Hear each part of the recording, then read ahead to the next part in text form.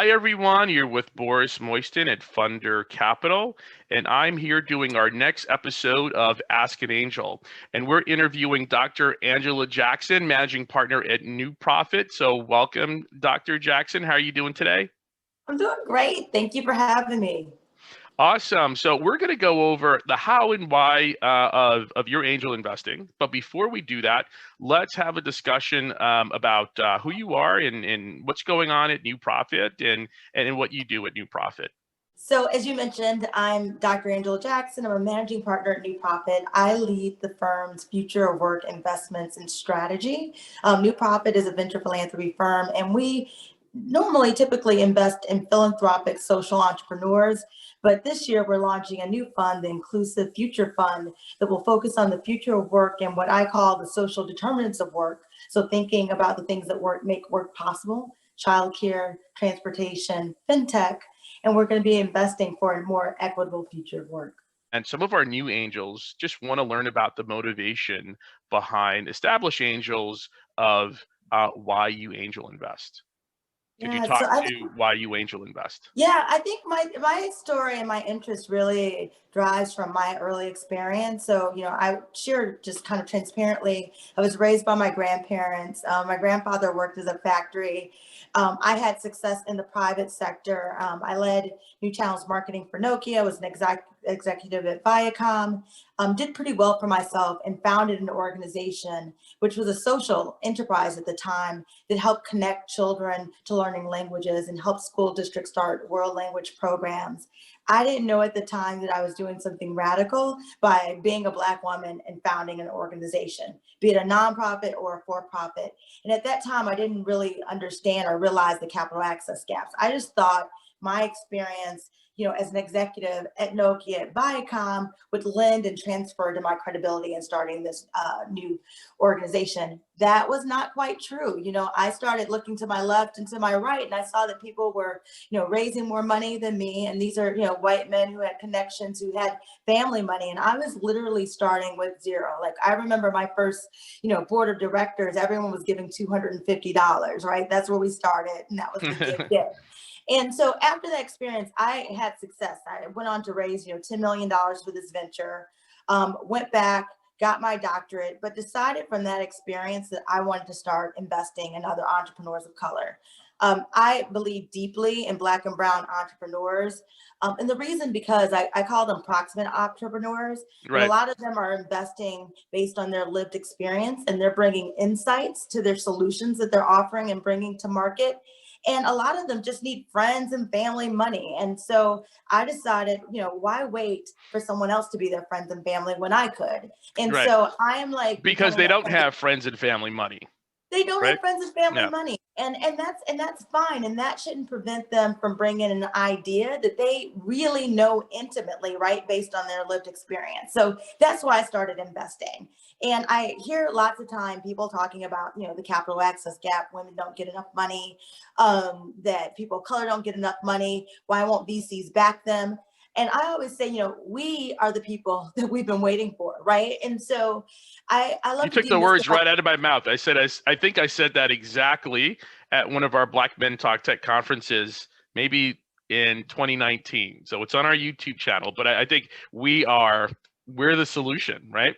Right, we are. And a lot of people think angel investing that you have to have millions of dollars, and you really don't. Depending on the entrepreneur, when they're trying to just get off the ground, do survey and research, it might be as little as 500 or 1,000. It may be more depending on your capacity. But I'm like, just start. For me, I'm not thinking about the returns as much as I'm thinking about the impact that I can have for this next generation of entrepreneurs who I think are making a difference in our community. Absolutely.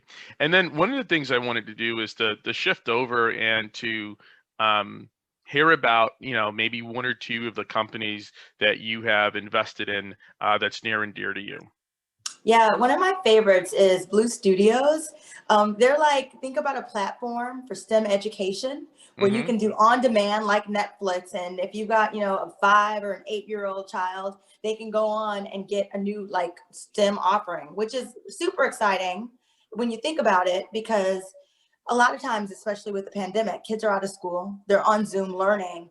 As most parents know, Zoom is not as effective. So if you can offer additional classes like Blue Engine does, Blue Studios, it's just phenomenal. And it was started by two educators that were like really based on their lived experience growing up in Chicago, having parents who were educators and fell in love with science early. And, they want to pass that along to more students.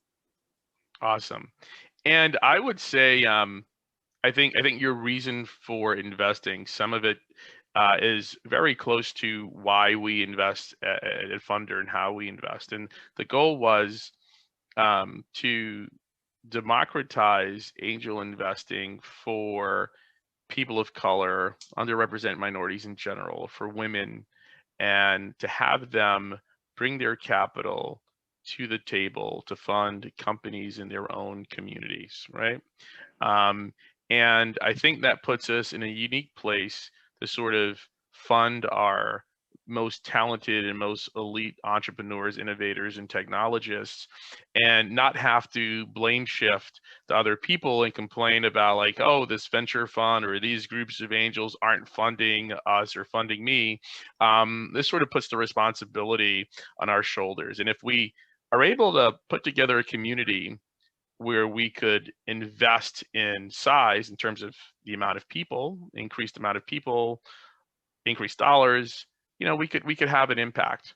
And then, the power to sort of manage our future, manage the future of our people, to make sure that there is some level of economic justice in the world, falls on our shoulders. And then, 78% of all the people being funded with the $300 billion of early stage funding that happens every year won't be only white men, right? It'll be Yeah. a lot of other people. So I hear you on that.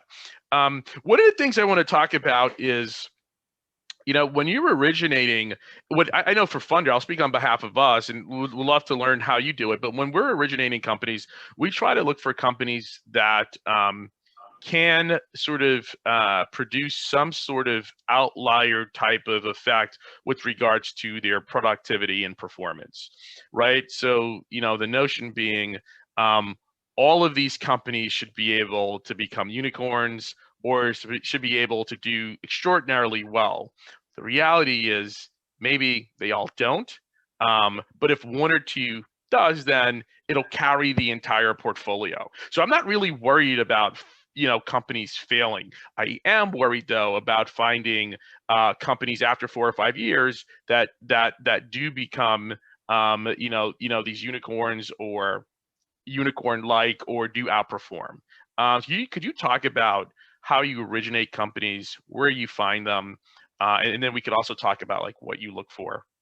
Absolutely. So we're very fortunate that we have this hybrid organization where we have new profit, where we have venture philanthropy, and we can invest grant dollars. So when we think about our first kind of look towards pipeline, we're looking at those entrepreneurs who maybe have started a nonprofit because they didn't have friends and family money and they didn't know that they had a market solution. So a couple of examples of that, of where that's happened, is one is MindRight.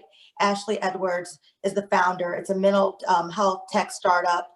She just was raised $1 million in venture funding and was the first, African American woman in New Jersey to do that, right? But she founded it as a nonprofit, but then Mm-hmm. she saw the need that was out there. So those are the types of deals when we think about our Inclusive Future Fund, that we will be able to do follow-on investments. Once that you've got an entrepreneur like her, she's seen that she's got product market fit and she wants to shift, like we want to be the wind beneath her wings, really. The second thing that we do when we're looking at founders, our sweet spot is the future of work. And we're talking about the social determinants of work. We're really focused on the 71 million Americans who don't have a college degree. And so if we think about education today, there's not a lot of scaled organizations that are meeting that need, especially for that 71 million. And so when an entrepreneur can come to me and talk to me about how they can deliver their intervention to someone who's like living in rural Iowa, for Mm-hmm. example, right? That's what I'm interested in, because the hardest to reach learners, students, workers are the ones we feel are like just like open for the market.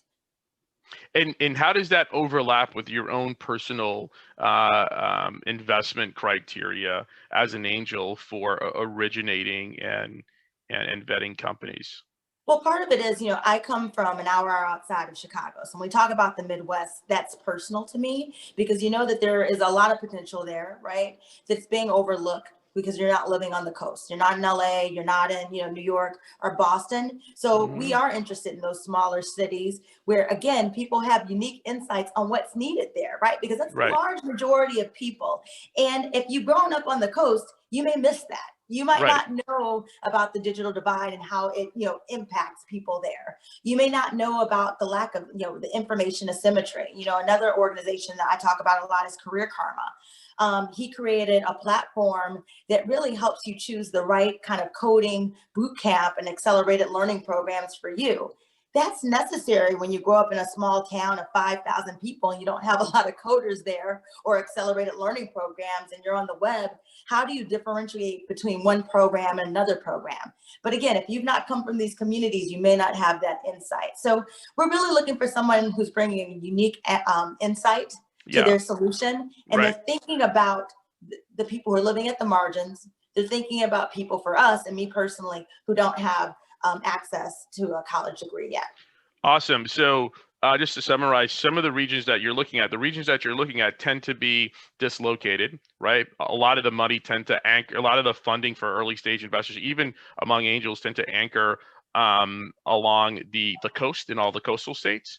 And what we've seen, although angel tends to be better distributed, is that there's more of an opportunity to focus on some of these dislocated regions like the Midwest, which where that has plenty of talent. And I believe the feedback that you're giving us is when you investigate what they're working on, and particularly for you, it's around the future of work. You see that they are overlooked entrepreneurs with brilliant and unique ideas and insights. That's exactly it. And they're underinvested, right? Undercapitalized. And we feel like that's our advantage, right? Yeah, Because of our lived experience, my own personal lived experience. Like I know those people are out there. I believe in them. right. I feel like I am part of that community, if that Yep. makes sense, even though I'm on the East Coast. Hmm. And so with us having that type of belief, we can firmly make that investment. And then we have different access to capital, right? And so through my relationships, I can angel invest. I can also recommend them to do profit for a grant investment. I can recommend them to other foundations or other impact investors. And so what I try to do is kind of leverage all of my relationships and my access to capital on behalf of these entrepreneurs that I really believe in. Okay, entrepreneurs, get ready to call Angela because that's a bunch of value that she could provide, even if she's not providing capital. Okay, so the other thing we want to talk about is something that's near and dear to us at Fundr, which is trying to be as founder friendly as possible, especially as it relates to helping founders and investors find um, very fair investment terms. So when you're negotiating with an investor, with an entrepreneur to invest, how do you typically um, set terms, and what type of terms do you generally use? So one is, we use the Y Combinator or the Safe Note. And the reason why is that for us, we feel like we're in a relationship with this entrepreneur. We want them to succeed. In addition to the dollars that we give, and even the dollars when I invest as an angel investor, I'm also investing my time. So I'm typically, investing in areas where I have some expertise, background, and knowledge, and something to really bring to bear, or else, there's no value add there. And then second, we're typically like second in, third check in.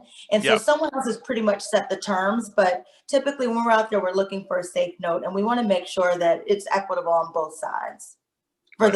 for us as an investor and them as a founder. I mean, aside from free money, I don't think there is a fair or more founder-friendly investment structure out there than the Y Combinator Safe Note. Um, and not to say that investors are trying to entrepreneurs are trying to dupe investors from having teeth in their investment documents. You have the convertible note, which is a debt instrument. So you could argue if something goes wrong and the debt holder could go through the court process and become an equity holder and sort of take the assets, right? Not to say you can't include things like that in a safe note, but with Y Combinator and with the amount of companies, great companies that they invest in. It's just like, it's a little bit more of what I said before, where it's like, we know companies going to fail. We want that to happen quickly and for them to, to spin and to work on something that's going to actually work. But like, we want to quickly move to focusing on the ones that are about to take off. Right. Yeah. So we want the note to be easy. We don't want to be focused on valuation right now, because what's important is creating value, which will ultimately drive real valuation talk. So yeah, Absolutely. yeah, And there's just another point that I would just add. As an angel investor, you have to think, when I invest for new profit, we have attorneys, we have staff that's doing diligence. If you're an individual angel investor, more than likely you're not going to have all of that staff or all of that time, and it's not your full-time job. So relying on something like a safe note is really going to give you peace of mind to make that investment yep. on terms that you know that you've seen done by larger companies without you having to go to an attorney to look over the document again. You can feel pretty confident that you can make that investment. It's going to be safe. Yeah, no, I agree with you. And then from an ongoing sort of due diligence or performance reporting standpoint, traction reporting standpoint, how do you go about keeping tabs on what your startups are doing, or the entrepreneurs that you've invested in, and how they're doing? Yeah, so I'm just going to speak from my lens as an angel investor. Right. Typically the companies, the entrepreneurs I've invested in, they typically share on a quarterly basis how their raise is going, how their outcomes are going. I am a hands-off investor because I feel like at that early stage when you're angel investing, like, you need to give them room to run and to Yeah. actually make progress. In my opinion, I think if you're overly trying to manage that investment, then you become a barrier almost to their success, right? You're another thing that they have to focus on instead of like building their business and launching their company. So I'm hands off, but I'm available. I tell them, you're a priority to me. If you need time for a call, advice, can I make an introduction? Absolutely. But I'm not the person who's going to be calling them each month and saying, how are you doing? Where's the progress? And really, when I angel invest, I'm thinking in my mind that it's going to be a longer horizon. I'm thinking, 6 to 10 years out. I'm not expecting that I'm going to get a return in 2 years. And I think that's really important to understand as an angel investor. You're investing in that entrepreneur, their vision, and ultimately, yes, you want them to, have a liquidity event, right? And get your return, but mostly you're trying to be the wind beneath their wings. It's not like I'm trying to get rich from angel investing. Like, that's never been my perspective. I don't want to lose money, but I'm not in it to, like, again, harass. That typically has been the reason why angel investing came about. And I think the term comes from a standard of donations from very wealthy people supporting the arts. They're angels and they're coming in, right? And these same people are doing it to help, out of the goodness of their hearts, entrepreneurs. And if it does go well, there could be a huge upside for the investor, right? But if it doesn't go well, then they didn't put 100% of their capital in it, and it's okay because it was for a good cause, and it potentially would have done well. So I think that brings up one more topic. So we have 2 topics left, and this one is focused on basically, what type of entrepreneur do you look for, right? Because these companies aren't they have no performance information. When I was a banker or trader, I wanted to look at the history of a company to determine how well it's going to be, what type of risk it is. There is just like uber amount of data I could look at, and long history there, cash flow or lack of cash flow. But there's not this history with early stage companies, depending on when you're getting in. So you have to bet a lot on the founder and the prospects of the market, and in this particular business model, but a lot on the founder. So what is it about founders that you find fascinating, especially in regards to the founders that you back and support? Yeah, so for me, number one is lived experience. Like, all of my investments are around, like, how can we have a more equitable world, right? How can we help people who are living at the margin? So I want to Yep. know the founder's story. I recently wrote a piece for the Social Stanford Innovation Review on what I call proximate leaders, and really looking at 5 dimensions. But the first and foremost is, like, what is their lived experience? Have they lived the problem that they're trying to solve? And because of that, what unique insights that they're bringing that their competitors are not? So that's first and foremost for me. Two is about impact. I talked earlier about that, like 71 million of people who don't have a degree. Like, how are you thinking about people who are not able to make ends meet? Again, this is just my personal investing, that they're thinking about this large addressable market, not a small problem, but something that could really reach scale. Like, we're talking about millions of people, and they have that in their minds from day one. When I talked about Blue Studios, just the fact that they're looking at a platform and they've got literally hundreds of STEM classes. I think about, my 14-year-old stepdaughter, when she was 6 or 10, like putting her in front of that and letting her have fun and order up like a Peloton instructor. She gets a STEM instructor that's entertaining. Like, to me, that's making science fun, and that's helping to improve education. So again, it's someone who's like got this insight from something they've missed in their life. They're bringing that to bear that can help millions of people who are living at the margins. Yeah. Okay. So personal experience, impact, and scale. Awesome. And now I'm going to step back and we're going to wrap up to talk about something that I know all of our new angels are thinking about, which is, what advice do you have for new angels getting into this? What should they be thinking about? What should they be worried about? What would you tell them? So my first advice thought is to enjoy this and use this as a learning experience, right? And it goes back to what we said.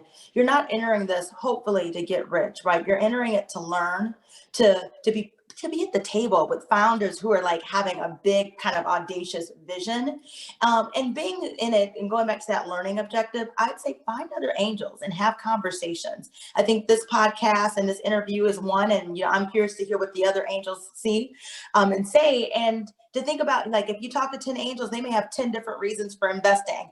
You'll have to find yours. And that's my advice. Find your reason to invest, what's going to get you excited to continue to learn. And then the other piece of it is, you can follow people that you trust, right? So one thing that I did when I first started out is I just networked and I met a lot of people, and they began referring people to me. So a lot of them came through relationships, and I started putting myself out there. And that's really helpful, right? I'm like, who are the founders that are doing interesting things where, Mm-hmm. they're just having some capital flow problems where I could be helpful.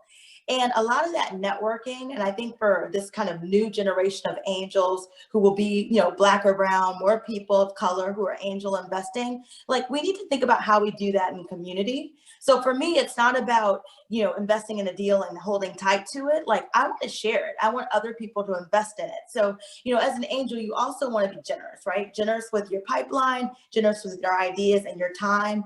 And you'll find that you'll get that back and take advantage of it. All right, guys. So you heard it here on Ask an Angel with Fundr and Dr. Angela Jackson, managing partner at New Profit. Her advice: what do you do if you're starting out as a new angel? Find your own reason. Figure out what gets you excited. Follow people that you trust and network. Put yourself out there. Dr. Jackson, thank you so much for your time, and we look forward to being in touch and potentially doing some business together. I would love that. Thanks so much, Boris.